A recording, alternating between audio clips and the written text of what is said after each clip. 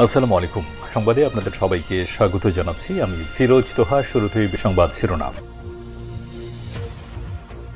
জানিয়ে দেব এই মুহূর্তে হাতে পাওয়া সর্বশেষ গুরুত্বপূর্ণ আপডেট বাংলা সংবাদ। শুরুতেই থাকছে বেগম খালেদা জিয়ার গাড়িবহরে হামলা, ৯ বছর পর ছাত্রলীগ নেতা গ্রেপ্তার। রাজধানীর কাউরান বাজারে নির্বাচনী প্রচারণায় অংশগ্রহণকালে সাবেক প্রধানমন্ত্রী বেগম খালেদা জিয়ার নির্বাচনী গাড়িবহরে হামলার ঘটনায় নিষিদ্ধ ঘোষিত ছাত্র সংগঠন ছাত্রলীগের এক নেতাকে গ্রেপ্তার করেছে পুলিশ। এবারে জানাবো শেখ হাসিনাকে ফেরত দেওয়ার বিষয়ে যে তথ্য দিল ভারত। সাবেক প্রধানমন্ত্রী শেখ হাসিনাকে ফেরত চেয়ে বাংলাদেশ পররাষ্ট্র মন্ত্রণালয় ভারত সরকারকে কূটনৈতিক নোট পাঠিয়েছে। এই কূটনৈতিক নোট পাওয়ার তথ্য আবারও নিশ্চিত করেছে দিল্লি। শুক্রবার সাপ্তাহিক ব্রিফিংয়ে এ তথ্য নিশ্চিত করেন ভারতের পররাষ্ট্র মন্ত্রণালয়ের মুখপাত্র রণধীর জয়সওয়াল। জানাবো মাইক্রোস্কোপ দিয়েও আওয়ামী লীগকে খুঁজে পাওয়া যায় না। বিএনপির যুগ্ম মহাসচিব সৈয়দ ইমরান সালেহ প্রিন্স বলেছেন, হাজার হাজার ছাত্র জনতাকে নির্মমভাবে হত্যা করে কবরে পাঠিয়ে আওয়ামী লীগ নিজেরাই কবরে ঢুকে গেছে। মাইক্রোস্কোপ দিয়েও তাদের আর খুঁজে পাওয়া যাচ্ছে না। তাদের অপরাজনীতির কবরচিত হয়েছে। এদিকে অন্তর্বর্তী সরকার জন আকাঙ্ক্ষা পূরণে ব্যর্থতার পরিচয় দিচ্ছে। অন্তর্বর্তী সরকার জন আকাঙ্ক্ষা পূরণে ব্যর্থতার পরিচয় দিচ্ছে বলে অভিযোগ করেছে আমার বাংলাদেশ পার্টির সদস্য সচিব মজিবুর রহমান মঞ্জু। দলের যুগ্ম সদস্য সচিব ব্যারিস্টার আসাদুজ্জামান ফুয়াদ বলেছেন, সংস্কার ও নির্বাচন নিয়ে অযথা বিতর্ক তোলা হচ্ছে। সরকার আন্তরিক হলে মৌলিক সংস্কারগুলো করে ১ বছরের মধ্যে নির্বাচন দেওয়া সম্ভব। এবারে থাকছে বাংলাদেশে জামায়াতের ক্ষমতায় আসতে কয়েকশো বছর লাগবে। লিবারেল ডেমোক্রেটিক পার্টির মহাসচিব ডক্টর রেদওয়ান আহমেদ বলেছেন, এদেশের স্বাধীনতা বিরোধী দল হিসেবে চিহ্নিত বাংলাদেশ জামায়াতে ইসলামী আমাদের জীবদ্দশায় ক্ষমতায় আসতে দেখব না। জামাত এদেশে ক্ষমতায় আসতেও কয়েকশো বছর সময় লাগবে। এবং সর্বশেষ জানাবো চাঞ্চল্যকর আন্তর্জাতিক সংবাদ। ভারতের ভূখণ্ড নিয়ে নতুন শহর ঘোষণা চীনের, নয়াদিল্লির প্রতিবাদ। ভারত ও চীনের মধ্যে সীমান্ত নিয়ে দ্বন্দ্ব রয়েছে। বিশেষ করে ভারতের অরুণাচল প্রদেশ এবং কেন্দ্রশাসিত অঞ্চল লাদাখের একটি বড় অংশ নিজেদের বলে দাবি করে চীন। চীন একাধিকবার এসব অঞ্চলকে তাদের মানচিত্রেও যুক্ত করেছে। বিভিন্ন সময় অঞ্চলের বড় অংশ দখলও করেছে। এ অঞ্চলের দখল নিয়ে দুদেশের সেনাদের মধ্যে সংঘর্ষ হয়েছে বহুবার। এতক্ষণ শিরোনাম শুনছিলেন, এবার বিস্তারিত। প্রিয় দর্শক, আপনি যদি এই চ্যানেলে নতুন হয়ে থাকেন, ভিডিওটি দেখতে দেখতে চ্যানেলটি সাবস্ক্রাইব করে আমাদের সঙ্গে থাকুন। আর এই ভিডিও সম্পর্কে আপনি আপনার মূল্যবান মতামতটি কমেন্ট বক্সে জানিয়ে দিন। আর হ্যাঁ প্রিয় দর্শক, জানিয়ে দিন ভিডিওটি কোথা থেকে দেখছেন।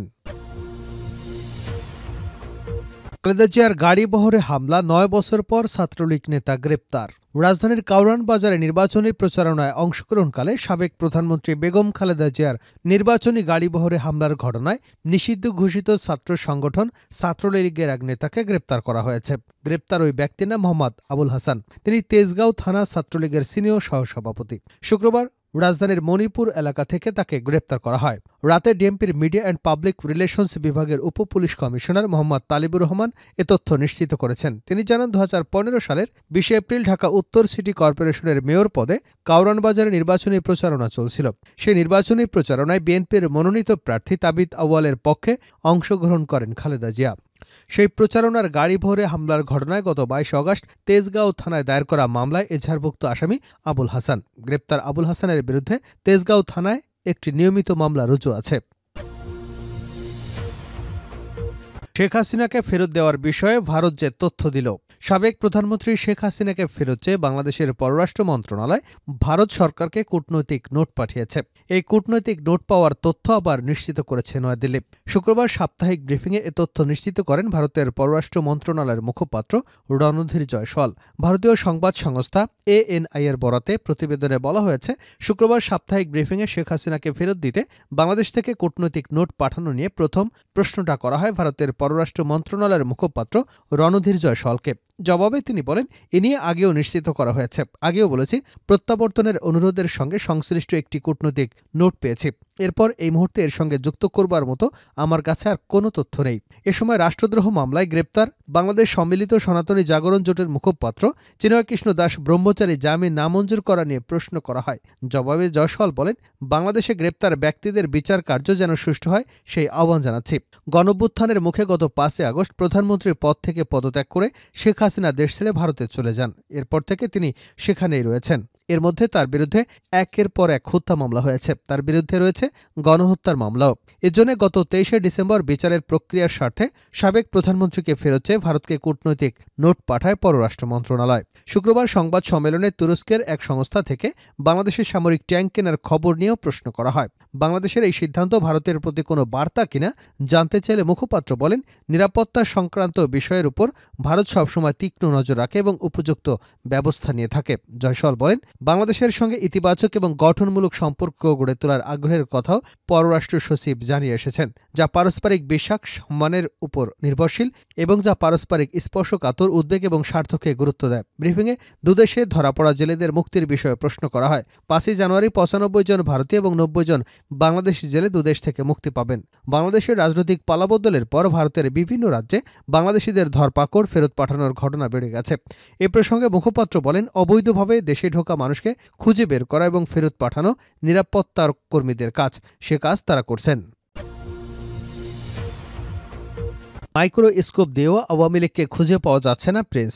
বিএনপির যুগ্ম মহাসচিব সৈয়দ ইমরান সালে প্রিন্স বলেছেন, হাজার হাজার ছাত্র জনতাকে নির্মমভাবে হত্যা করে কবরে পাঠিয়ে আওয়ামী লীগ নিজেরাই কবরে ঢুকে গেছে।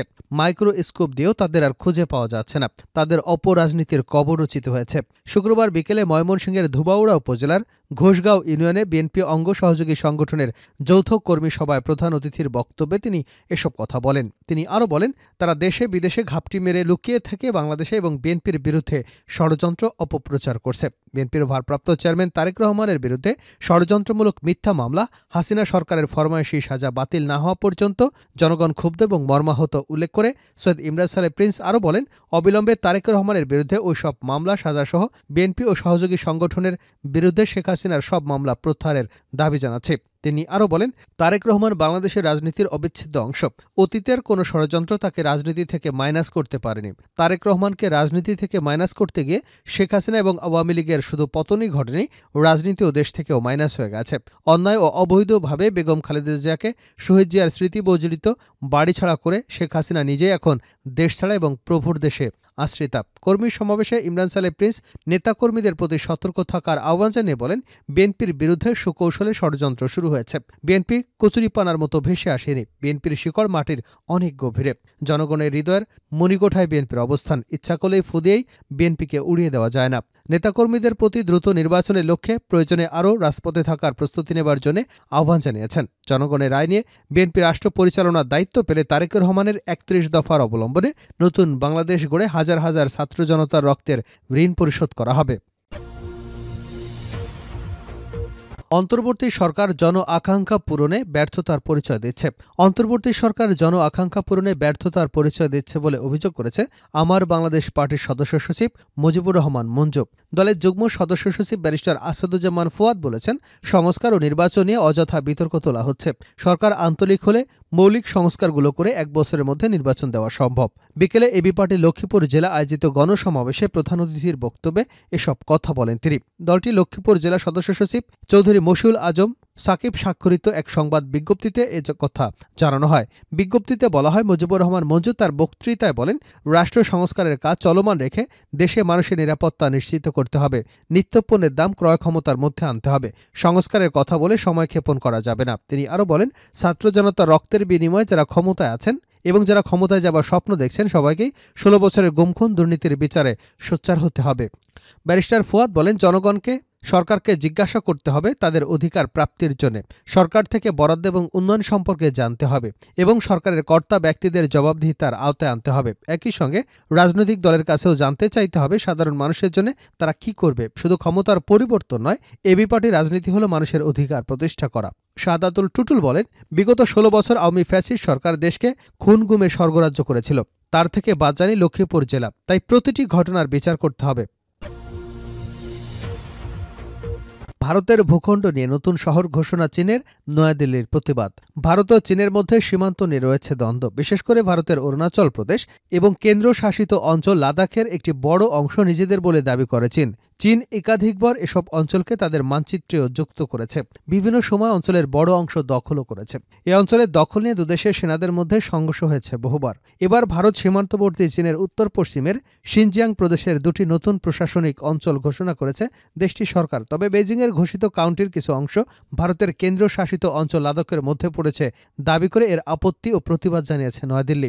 ভারতীয় সংবাদ মাধ্যম এনডিটিভি জানিয়েছে, গত 27শে ডিসেম্বর চীনের সরকারি বার্তা সংস্থা সিনহুয়া উত্তর পশ্চিম চীনের শিনজিংয়ের এই 2 কাউন্টি প্রতিষ্ঠার কথা জানায়। তাদের খবরে বলা হয়, শিনজিয়াংয়ের সরকার হোটান প্রিফেকচারের অধীনে হিয়ান কাউন্টি এবং হেকাং কাউন্টি নামে 2টি নতুন কাউন্টির প্রতিষ্ঠার ঘোষণা দিয়েছে।